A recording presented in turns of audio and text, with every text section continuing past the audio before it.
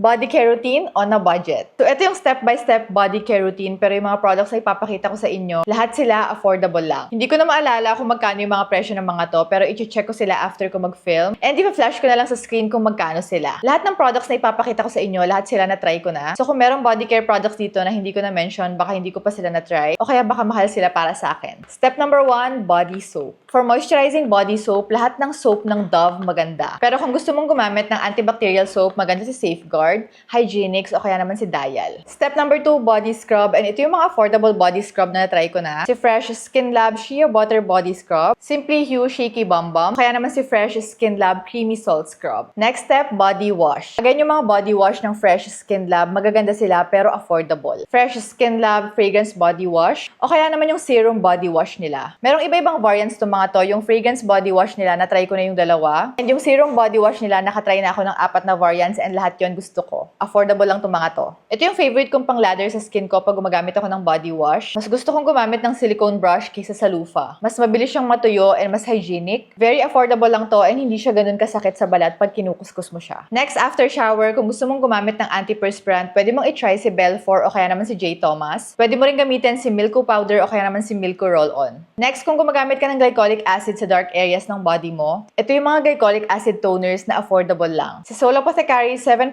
glycolic acid exfoliating toner. Itong Sol Apothecary, very similar talaga yung ingredients niya sa TO glycolic acid toner. Sobrang ganda nito guys kung gusto mo na affordable lang yung glycolic acid toner na gagamitin mo. Pwede mo rin i-try si Derma Republic glycolic acid toner. For body lotion, lahat ng lotion ng My Dream Skin PH. Maganda yung mga lotions nila, plus meron na ding SPF. Pero pinaka-favorite ko talaga sa mga lotions nila, yung mga serum lotion. Very lightweight lang sa skin, hindi siya malagkit sa balat. By the way, ito yung pinaka-favorite kong variant sa kanila, si Arbutin plus Niacinamide. Sobrang bango nito guys, and tumatagal talaga yung amoy niya sa skin. Next, kung gumagamit ka ng body oil, ito yung affordable na body oil na na-try ko na. Si Body Treats Body Oil. Lightweight lang to sa skin and hindi ganun katapang yung amoy ng scent niya. And last, for your perfume, sobrang dami ng inspired perfume sa market. Pero yung pinaka-favorite kong inspired perfume, yung mga perfumes ng Scent Therapy. Pwede ka rin gumamit ng mga body mist kasi mas affordable yung body mist kaysa sa perfume. Pero para sa akin, kung gusto mo talaga mas long-lasting yung amoy mo, mag-perfume ka.